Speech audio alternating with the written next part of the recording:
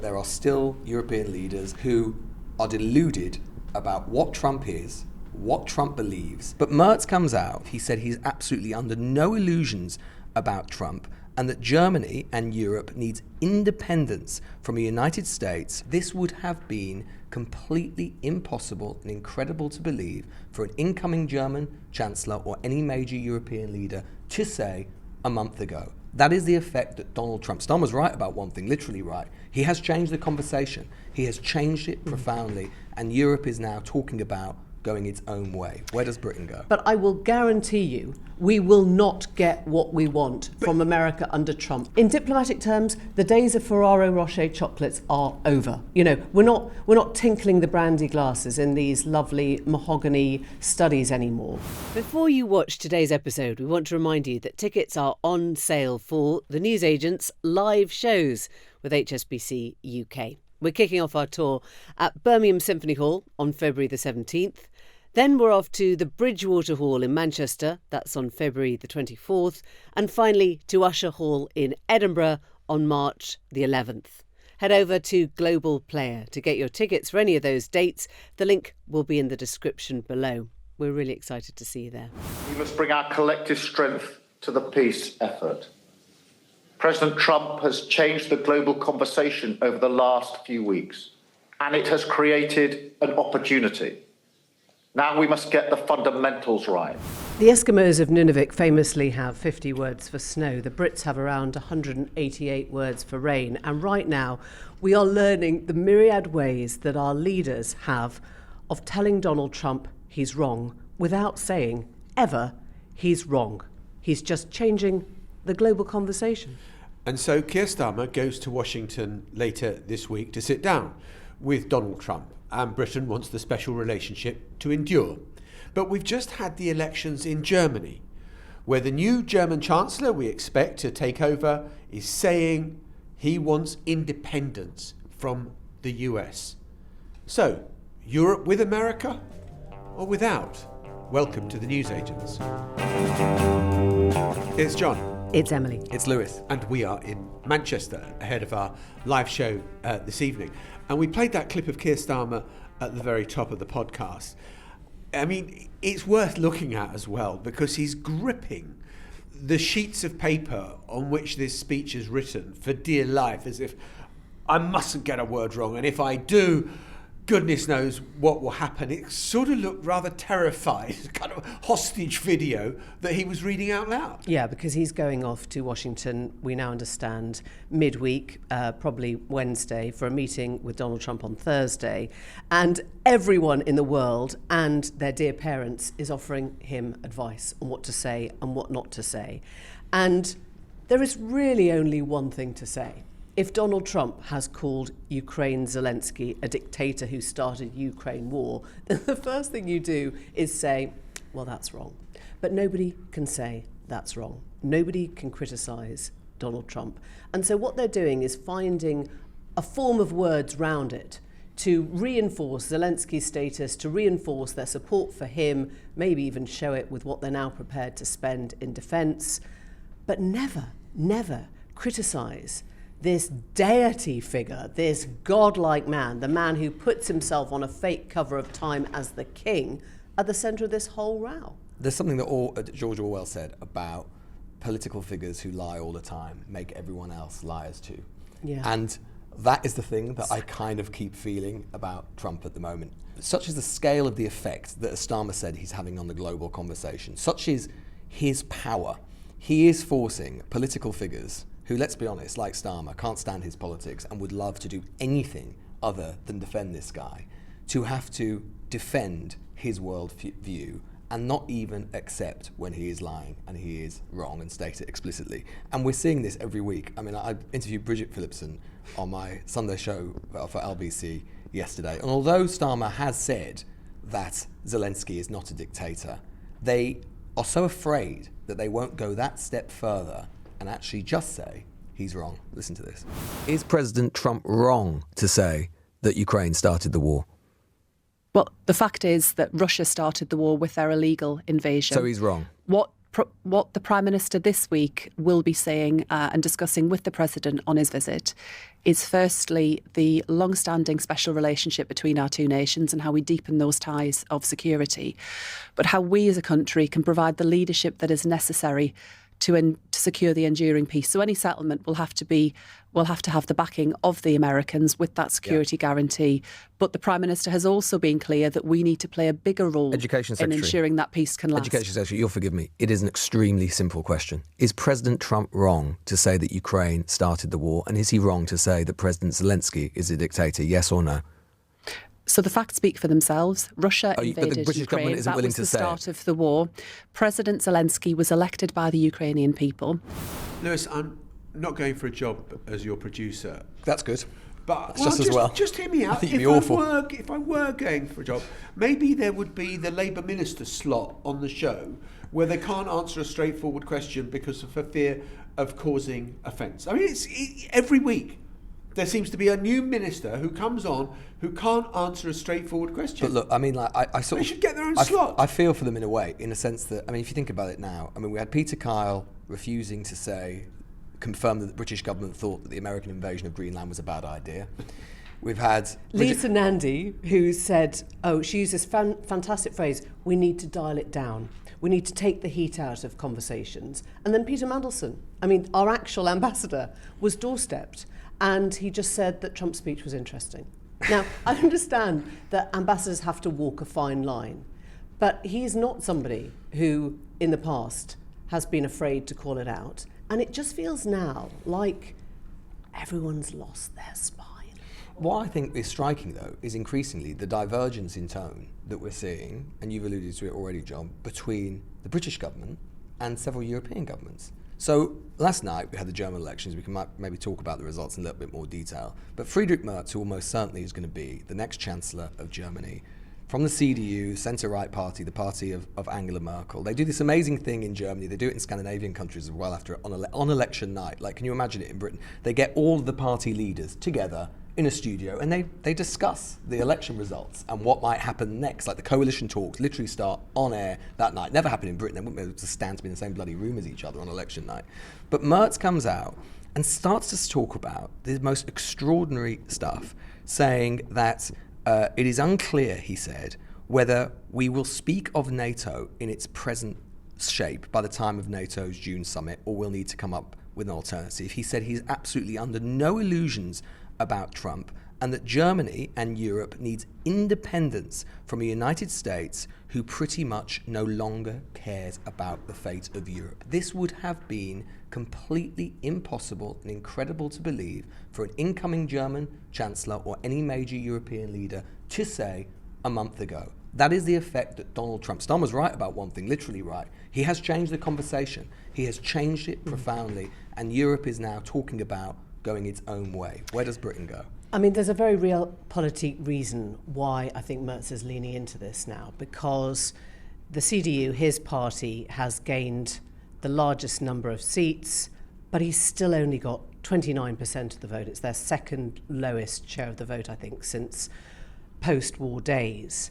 And the second party in line, as you will probably be aware of by now, is the AfD. They have what's called a firewall, which means all the main parties refuse to work with this far-right nationalist, sort of Nazi-inflected party of the right, which is now second, in other words, in opposition. And so what will end up happening is Merz will go into a coalition, we think, by all the looks of things, with the Socialists, the party that Olaf Scholz has just now basically lost, given his worst election result too, and he will probably have to quit. But I think a move like this allows Merz the room to work with a party of the left, because it is starting to show, particularly when he's sort of, bending over backwards in terms of immigration, to say he's going to be much, much more hardline on immigration, which the left won't like. This is something that I think the socialists will approve of, and they will want to see I a return to something that looks like a European, backbone. Yeah, I think that there's something very interesting about Merz's position, and I think again, I was wondering on the train coming up to Manchester today, I was thinking, what are the different stories that we need to cover on the podcast today? And you think, well, it's Ukraine's 3rd anniversary of the invasion. It is Starmer going to Washington, German elections. They're all the same story. Trump is at the nexus of all three of these. But on the question of what Merz does, I was really struck as well, Lewis, by the kind of the fury he felt. I mean, he'd taken a lot of heat over doing a deal on immigration or not, with the AfD in terms of getting their vote. He wouldn't call it a deal. He'd just say that they voted in the same way. Exactly. But his Non-binding. fury at what Elon Musk has done in interfering in the German elections, which he says was akin to what Russia did in the 2016 presidential elections in the US, is really remarkable. And the extent to which, Trump is welcoming, the idea that Friedrich Merz is going to be the next Chancellor. He's loving the idea that the right are in power, and Trump and Musk are pushing this. I actually thought when he was commending the Conservatives, he hadn't understood what had happened, because this is where it gets so interesting. We've seen Elon Musk directly, vocally back the AfD, the Alternative repeatedly, and all the CCAR stuff seems to be slightly leaning into that from Musk. And yet, turns out Germans might not like that very much. Yeah, funny, isn't it? It's the Roman salute, guys. Right. It's The not Romans, Zika. exactly. And Steve Bannon was sort of copying the... Anyway, we'll get into that later. But there was Trump actually saying, well done to the Conservatives.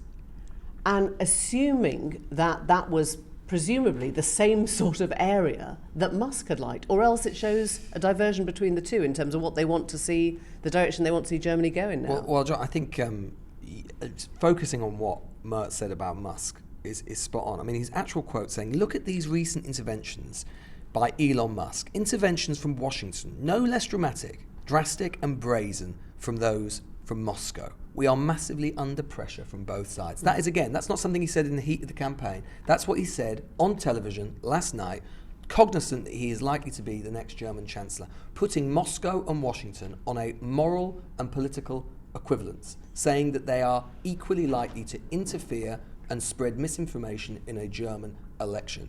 This is remarkable language and rhetoric, and I think that one thing we are likely to see, assuming Merz can put together a coalition with, as you say, Emily, the SPD in a junior role, as you say, Scholz, who has tended throughout his chancellorship to be a little bit more equivocal and sort of try and straddle and try and sort of maintain some relations with Moscow a little bit more, and was a bit more sceptical about kind of European autonomy.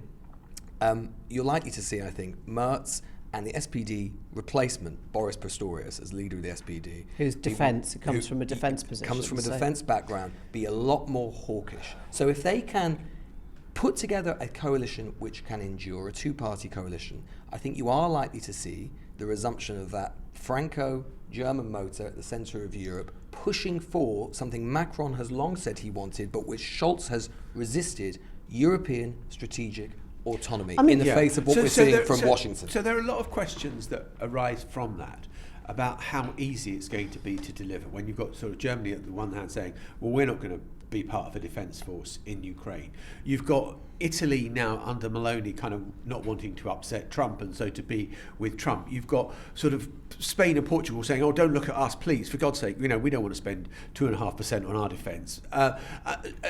Britain wouldn't want to see any European defence body under the control of the EU, because where does that leave Britain in all? There are huge structural, boring questions that would have to be worked out if there is going to be some kind of NATO replacement or a European version of NATO with the Americans outside. But for Merz to be floating that. Yeah, I know. There's been the pillar of West German, at least, West German security since the end of the war. And for, as I say, an incoming German Chancellor to be floating the idea that NATO may not be the vehicle for its security, Trump has changed the game. I mean, it is worth noting that Germany spends a pitiful amount on defence at the moment. It's been spending more, though, to be fair. Yeah, but for historic reasons, historic reasons, it has been quite low. And I guess the reason that they're saying we want to spend more on defence and we don't want to put peacekeepers in kind of ties the circle. In other words, we want to give more to Ukraine to defend itself because we don't want to put people in there.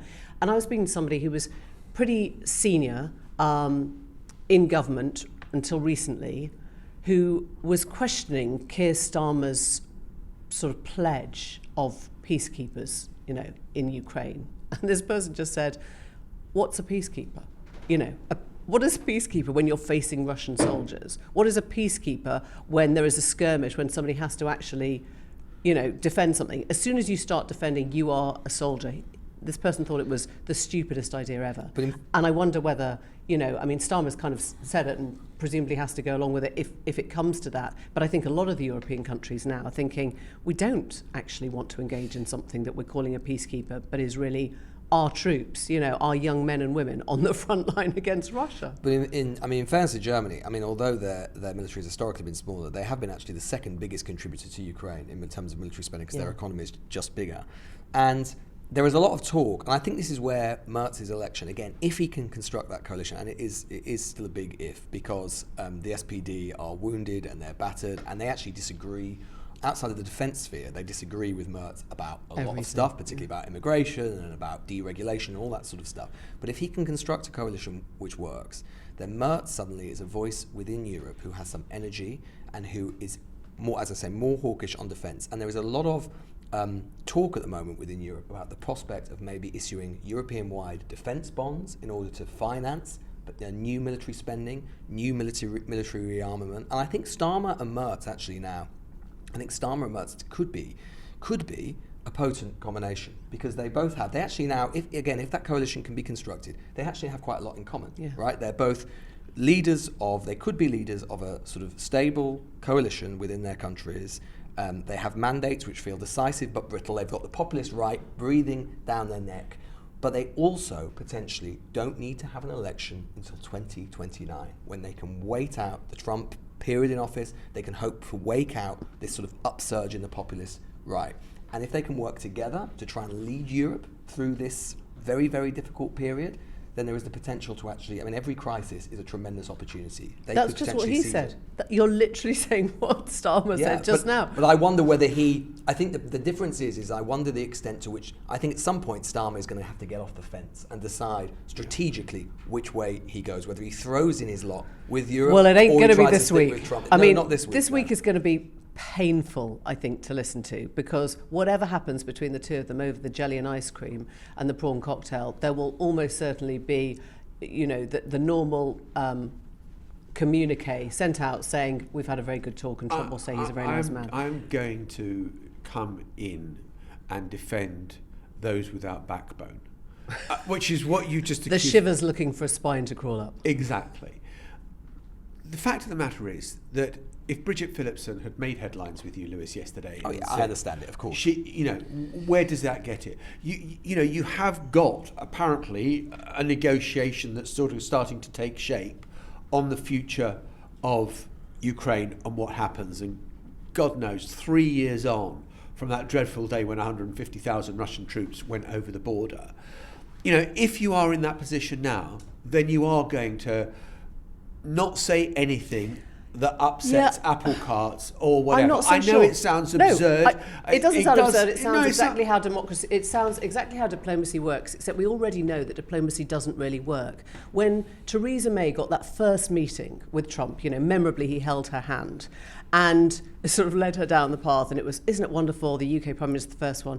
And then as soon as, she didn't look like she was sort of getting stuff done at home, he ditched her and he turns to Boris Johnson. Boris Johnson comes in, they swap cell phone numbers, and Boris Johnson still doesn't get the trade deal. And so Starmer, he sort of hails as a very nice man and all the rest of it. But I will guarantee you, we will not get what we want from America under Trump. That will not happen. And the only person, actually, who is now speaking out, who is showing backbone about this issue, is one Mike Pence, the guy that, his guys attempted to murder, who talked about the road to peace. You're describing the special relationship. You're describing exactly that Britain is the supplicant in always. Yeah, but there's a difference between being a supplicant, isn't there, and when you still have roughly aligned values. And the being difference a now is supplement we to don't a have aligned psychopath. values. He's a psychopath, Yeah, exactly. John. That's the point. It's fine to be the junior partner where you broadly think that things are going the right way. If you're dealing with somebody who calls one of your allies I disagree a with you dictator, totally. I think to call him a psychopath is just name calling and doesn't get you anywhere in dealing with what he's doing. There is an Asian pivot going on. He does want Europe to step up and do more. Those are perfectly respectable positions that Barack Obama outlined, and I know not in the same lurid terms, in 2011 when he was talking about Europe had to do more, and we have to pivot to Asia because that's where the future is going to be. You're right. I'm going to retract that, and I'm not going to say psychopath because we're in Manchester. I'm going to say psychopath. Sorry about that. Where did path come from? I know. You're a psychopath. I know. I'm so embarrassed. You should be. See, I would just phrase it slightly differently. Rather than backbone, I think that European leaders right now are actually divided into two camps. And rather than it being about courage, I think it's about realism, and I think it's about being clear-eyed about what they're seeing. And I think the truth is that there are still European leaders and still way too many people who are deluded about what Trump is, what Trump believes, and because they cannot accept, because it's almost too chilling and too disturbing and too appalling to accept. And too inconvenient, actually. It's just really tough to have to face up to that. Too inconvenient and too unimaginable to accept that maybe America is not on our pillar of our side. security may no longer be on our side, or at least be indifferent to us. I think there are leaders who recognise that, and there are those who don't and cling to old realities. And I think it's yet to be seen exactly where Starmer sits on that spectrum. I think there is one interesting structural thing that makes Britain different from the rest of Europe, and that is the Five Eyes Agreement, which is real. I think that the special relationship is so much hot air for most of the time when people talk about it, and you can see how often America imposes its will on Britain and Britain can't do much about it. On the Five Eyes Agreement, which is the intelligence, national security sharing of information, where GCHQ in Cheltenham does a huge amount of the heavy lifting for the US intelligence agencies, that is real. How long does it endure? Well, that's a big question. How long does it endure if we think Trump and Putin that is are the working huge hand in glove? question. You've just said it. Five Eyes is about intelligence sharing. Why would you share intelligence now with a man who thinks that Putin is just fine? You've already seen Elon Musk ask departments to provide details of the work they're doing. And one of the biggest questions about that is whether they're going to give away stuff that is classified, because they don't trust their own government. They don't trust, I don't know if Elon Musk is considered government, but for these purposes, he is. And surely then Brits are thinking, why on earth would we be doing deals of security, of national security, which our safety depends upon, with a guy who's in bed with Putin? I mean, I just think, in diplomatic terms, the days of Ferrero Rocher chocolates are over. We're not tinkling the brandy glasses in these lovely mahogany studies anymore. It's not how it's working anymore, and we've just got to wise up to that. Jeremy Hunt, obviously the former Chancellor, but also former Foreign Secretary, tweeted something earlier which I think sort of well embodied the dilemma that I was just talking about, and I think European leaders are sort of grappling with. He said, if they serve their full terms, both Keir Starmer and Friedrich Merz will still be in post after Donald Trump has left the White House. Their number one objective, more important than any domestic consideration, must be to ensure NATO survives as a credible defence alliance during that period. That means biting our tongues diplomatically and biting the bullet on defence spending. And I think the binary, and I'm not sure Hunt's right to be honest, but I think he could be. The binary, it seems to me, is you've got some politicians saying, look, we can duck and dive on this, we can kiss the ring, we can keep him on side enough to keep NATO going and alive for the next 4 years, and other politicians going, it's over, it's done, Trump might not even be an aberration, and we need to stop deluding ourselves and wake up to the new strategic reality. Yeah, Hunt famously said to us last week, a stronger America makes for a safer world. Now, I'm not sure he's right on that anymore. I'm just not. This is the way you framed it, Lewis, is the strategic question that we all face now. Is NATO in a bit of peril, and if we just increase our defence spending, everything will be all right again? Or is NATO done, and there needs to be a new European kind of defence force with a complete re-evaluation of the architecture that was put in place after the Second World War, which has served Europe and Western Europe pretty damn well since then. Times change. We'll be back just after this.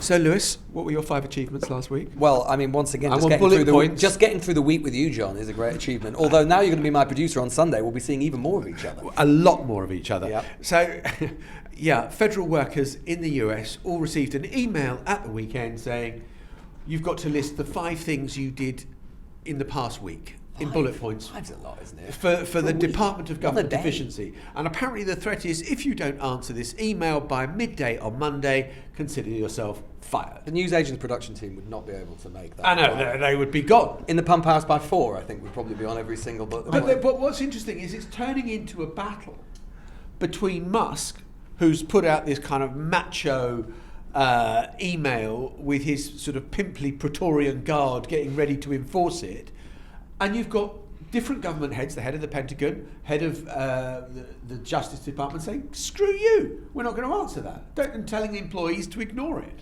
I think it's pretty dark, actually. I was talking to somebody who's a federal employee who's also an employer. He has a team of about 30. And they've had this edict from Musk, and he said, I'm just telling my people to wait, to see it out, not respond yet. Compile your 5 bullet points, don't send anything. But there are security concerns because anything that they say obviously implicates whatever the department is doing in terms of national security. And this person said, and I should say that they've refused to talk to me on email or WhatsApp anymore. They only want to use Signal. They said that that's how they're communicating in their department now. They're not using any government computers. They're not using government they're not using government computers, and they're not having any conversations on email. And the younger workers are terrified that they might say the wrong thing or be reported by some MAGA insider for saying the wrong thing. And this person said, our language has changed. We don't use words like inclusion anymore. We don't talk about diversity. All the pronouns have been struck off. This is obviously overlapping the DEI stuff. And there's an email address that has been put out where the workers are asked to spy on their colleagues. They've got no idea who's on the other end of the email, but they talk about none of this on anything that is related to the US government. And so this person said, there is a climate of fear now where, and they described the moment where, you know, you're meant to have the new president's picture up in the office, a sort of row of 3 pictures, and they'd taken down the Biden ones and waiting for the Trump ones, and the Trump pictures hadn't arrived, the sort of, you know, photographs. And so they had this big discussion in the office and said, well, you know, we've got to have something in there. And they were like, no, we can't, because we've got to wait for the official ones. And then this person said, we've got to put a picture of our president in there, even if we haven't got the official one, because if someone walks past and sees that that is empty, they will assume that we are anti-MAGA or anti-Trump, and that will be reported back. Now, the Soviet Union's alive and well.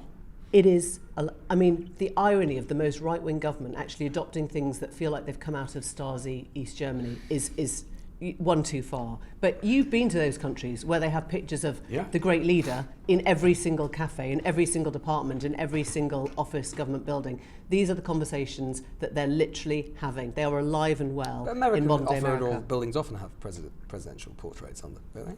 Well, you don't normally have discussions about if we don't have our official one up on time, will somebody come and write a nasty email? The thing is, I mean, have you seen that he's also, I mean, did you see him at CPAC?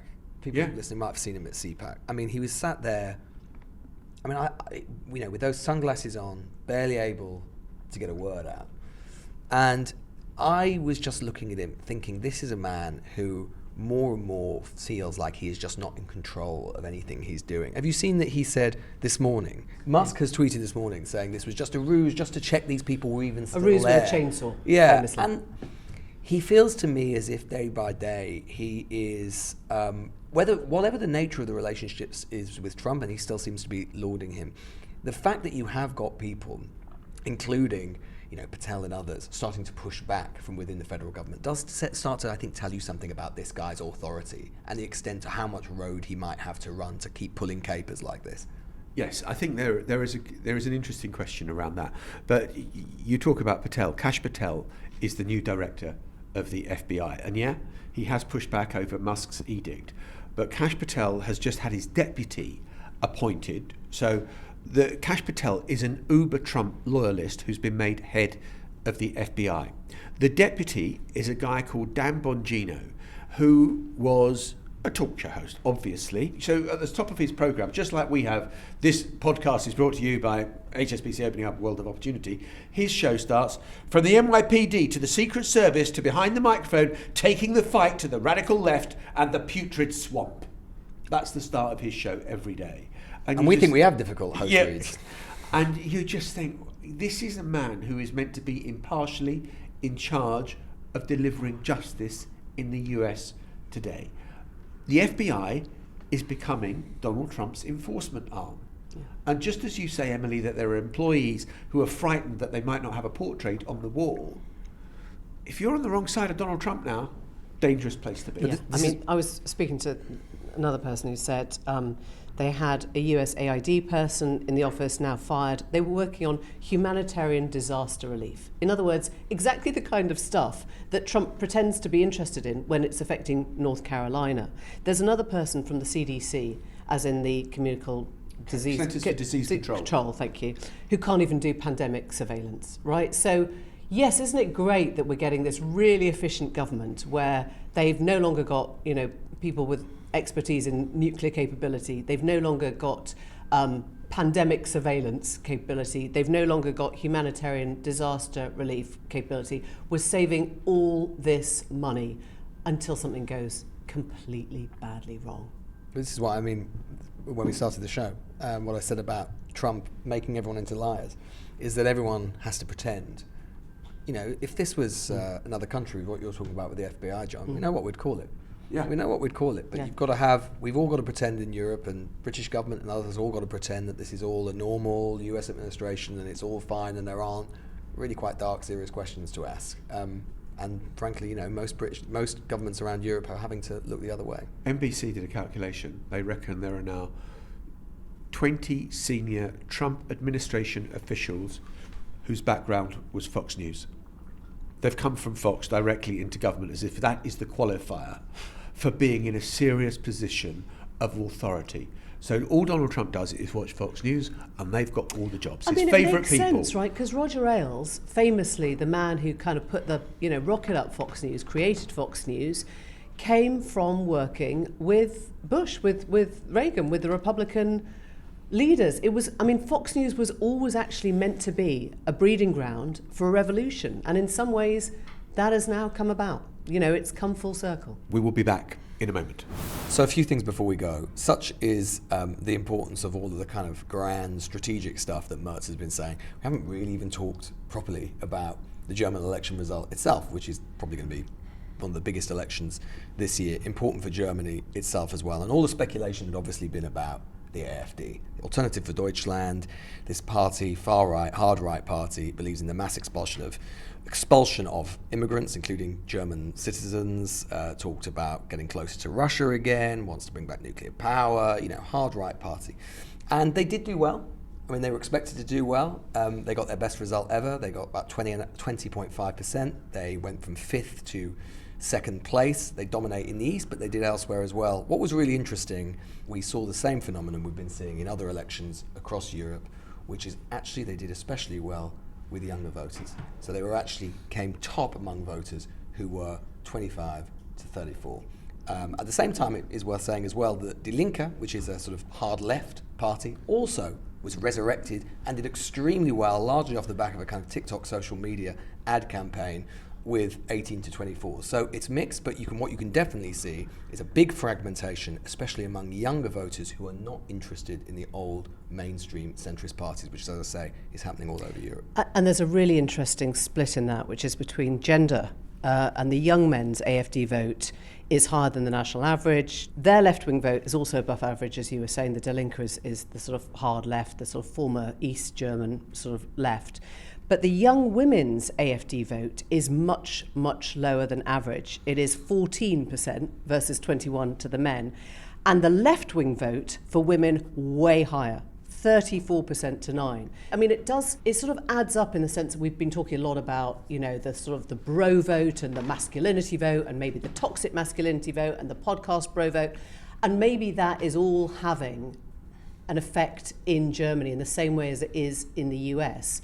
But the women are not going for AfD. The young women are not going for the AfD. Lewis is right, they're rejecting the mainstream parties, but they're going hard left. I've read some commentary this morning suggesting that actually, but this is the high watermark for the AfD. They can't really go any higher than 20%. I just think, look at France, since the Front National became the Rassemblement National, they do keep rising. And, they've doubled, haven't they? Yeah, it is the most complacent attitude on earth to just say, but they can't get any higher than this, so everything's fine. The big question really is how long that firewall lasts. Because you've got a party in second place now. 1 in 5 Germans have voted for the parties now in second place. As well. Yeah. 84% turnout, which is astonishing.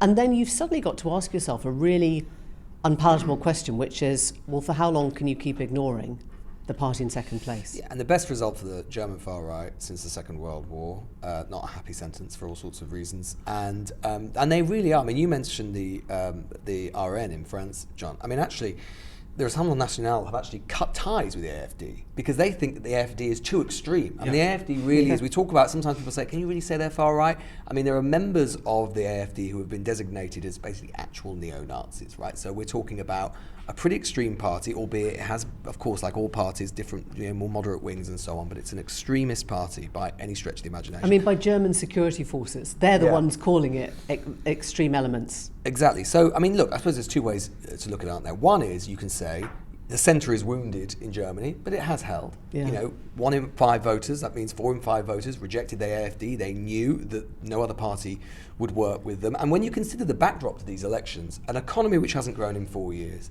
the legacy of Merkel's acceptance of 1 million refugees, asylum seekers into Germany, which has undoubtedly, at least to some extent, contributed to a pretty parlous security atmosphere within Germany, these terrorist attacks that we've been seeing. You can argue that given that backdrop, it's actually not a bad result for the centre, but in the long term, of course, what is the net result of this election going to be? You're going to see what always happens in Germany. For all of the sound and the fury, basically a centrist coalition with a slightly different flavour, which is basically what you always get. You're going to have a centre-right party leading rather than a centre-left party. With the party that just lost back still in power. office, and that's just the electoral system, that's how it works. Yeah. And so Merz's task, again, that comparison I made with Starmer, his task really important. If he cannot deal with some of these really deep-seated economic problems that he has inherited, then he is going to, and cultural sensitivities as well, then clearly the AfD from the outside may be in a position to grow yet further. We'll be back. Well, we're going to go on stage now, but then we'll be back tomorrow. Right now. I need to get changed. You need to have a wash. I need to have That's a what you wash. Well, All you right, need Mum. to stop All right, wearing- Mum, Jesus. Well, you need to stop wearing You sound like a stink. You need to stop wearing a jumper which says B on it for some A grade I never received. No, yeah, because you've all got a C. One day, hey? One day. Keep aspiring. Because you always got C's and D's. Right, we'll be back tomorrow. See you then. Bye-bye. Bye-bye. Bye. The Newsagents. This is a Global Player original podcast.